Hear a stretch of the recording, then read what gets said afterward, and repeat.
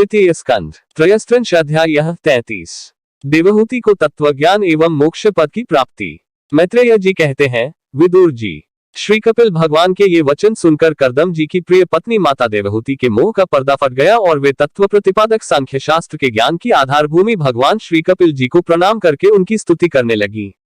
देवहूति जी ने कहा, कपिल जी, ब्रह्मा जी आपके ही नाभिकमल से प्रकट हुए थे। उन्होंने प्रलयकालीन जल में शयन करने वाले आपके पंचभूत, इंद्रिय, शब्दादि विषय और मनो में विग्रह का जो सत्वादि गुणों के प्रवाह से युक्त सत्स्वरूप और कार्य एवं कारण दोनों का बीज है, ध्यान ही किया था। आप निष्क्रिय सत्य संकल्प संपूर्ण जीवों के प्रभु तथा सहस्रों अचिंत्य शक्तियों से संपन्न है। अपनी शक्ति को गुण प्रवाह रूप से ब्रह्मादि अनंत मूर्तियों में विभक्त करके उनके द्वारा आप स्वयं ही विश्व की रचना आदि करते हैं। नाथ, यह कैसी विचित्र बात है कि जिनके उदर में प्रलय काल आने पर यह सारा प्रपंच लीन हो जाता है और जो कल्पांत में माया में बालक का रूप धारण कर अपने चरण का अंगूठा चूसते हुए अकेले ही वट वृक्ष के पत्ते पर शयन करते हैं, उन्हीं आपको मैंने गर्भ में धारण किया। विभो, आप पापियों का दमन और अपने आज्ञाकारी भक्तों का अभ्युदय एवं कल्याण करने के लिए स्वेच्छा से देह धारण किया करते हैं। अतः जिस प्रकार आपके वराह आदि अवतार हुए हैं, उसी प्रकार यह कपिलावतार भी मुमुक्षुओं को ज्ञान मार्ग दिखाने के लिए हुआ है। भगवान, आपके नामों का श्रवण या कीर्तन करने से तथा भूले भटके कभी कभी आपका वंदन या स्मरण करने से ही कुत्ते का मांस खाने वाला चांडाल भी सोमयाजी ब्राह्मण के समान पूजनीय हो सकता है। फिर आपका दर्शन करने से मनुष्य कृतकृत्य हो जाए, इसमें तो कहना ही क्या है। अहो, वह चांडाल भी इसी में सर्वश्रेष्ठ है कि उसकी जिह्वा के अग्रभाग में आपका नाम विराजमान है। जो श्रेष्ठ पुरुष आपका नाम उच्चारण करते हैं, उन्होंने तप, हवन, तीर्थ स्थान, सदाचार का पालन और वेदाध्ययन सब कुछ कर लिया। कपिल देव जी, आप साक्षात परब्रह्म हैं, आप ही परम पुरुष हैं। वृत्तियों के प्रवाह को अंतर्मुख करके अंतःकरण में आपका ही चिंतन किया जाता है। आप अपने तेज से माया के कार्य गुण प्रवाह को शांत कर देते हैं तथा आपके ही उदर में संपूर्ण वेद तत्व निहित है। ऐसे साक्षात विष्णु स्वरूप आपको मैं प्रणाम करती हूँ। मैत्रेय जी कहते हैं, माता के इस प्रकार स्तुति करने पर मातृवत्सल परम पुरुष भगवान कपिल देव जी ने उनसे गंभीर वाणी में कहा। कपिल देव जी ने कहा, माता जी, मैंने तुम्हें जो यह सुगम मार्ग बताया है, इसका अवलंबन करने से तुम शीघ्र ही परमपद प्राप्त कर लोगी। तुम मेरे इस मत में विश्वास करो, ब्रह्मवादी लोगों ने इसका सेवन किया है। इसके द्वारा तुम मेरे जन्म मरण रहित स्वरूप को प्राप्त कर लोगी। जो लोग मेरे इस मत को नहीं जानते, वे जन्म मृत्यु के चक्र में पड़ते हैं।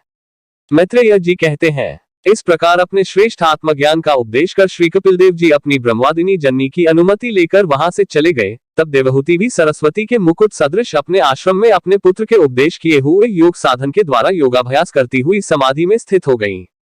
त्रिकाल स्नान करने से उनकी घुंघराली इल्के भूरी भूरी जटाओं में परिणत हो गई तथा चीर वस्त्रों से ढका हुआ शरीर उग्र तपस्या से कारण दुर्बल हो गया। उन्होंने प्रजापति कर्दम के तप और योग बल से प्राप्त अनुपम गार्हस्थ्य सुख को, जिसके लिए देवता तरसते थे, त्याग दिया। जिसमें दुग्धफेन के समान स्वच्छ और सुकोमल शैया से युक्त हाथी दांत के पलंग, सुवर्ण के पात्र, सोने के सिंहासन और उन पर कोमल कोमल गद्दे बिछे हुए थे तथा जिसकी स्वच्छ स्फटिकमणि और महामरकतमणि की भीतों में रत्नों की बनी हुई रमणी मूर्तियों के सहित मणि में दीपक जगमगा रहे थे।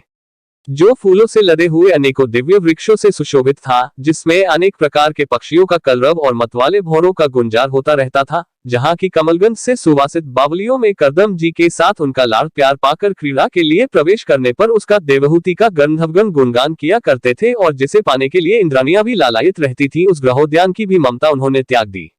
किंतु पुत्र वियोग से व्याकुल होने के कारण अवश्य उनका मुख कुछ उदास हो गया। पति के वनगमन के अनंतर पुत्र का भी वियोग हो जाने से वे आत्मज्ञान संपन्न होकर भी ऐसी व्याकुल हो गईं, जैसे बछड़े के बिछुड़ जाने से उसे प्यार करने वाली गौ।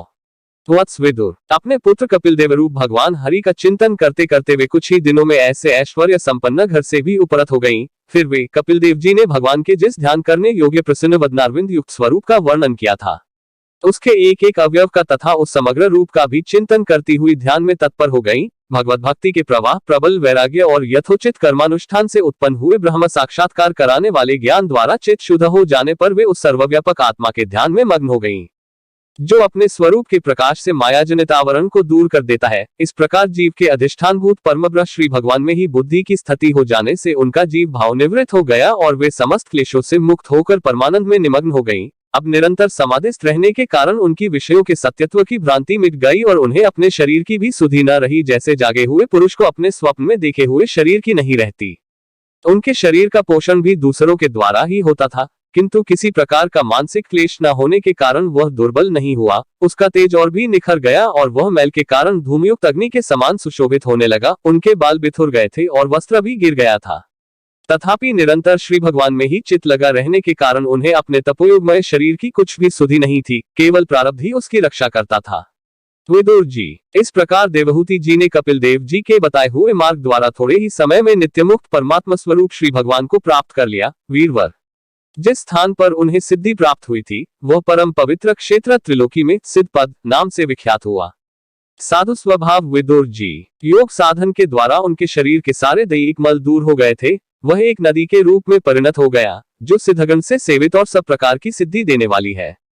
महायोगी भगवान कपिल जी भी माता की आज्ञा ले पिता के आश्रम से ईशान कोण की ओर चले गए। वहां स्वयं समुद्र ने उनका पूजन करके उन्हें स्थान दिया।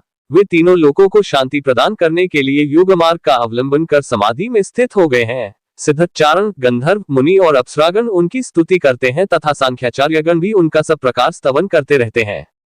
निष्पाप विदुर जी, तुम्हारे पूछने से मैंने तुम्हें यह भगवान कपिल और देवहूति का परम पवित्र संवाद सुनाया। यह कपिल देव जी का मत अध्यात्म योग का गूढ़ रहस्य है। जो पुरुष इसका श्रवण या वर्णन करता है वह भगवान गरुड़ध्वज की भक्ति से युक्त होकर शीघ्र ही श्रीहरि के चरणारविंदों को प्राप्त करता है। इस प्रकार श्रीमद् भागवत महापुराण तृतीय स्कंध के 33 अध्याय समाप्त हुए।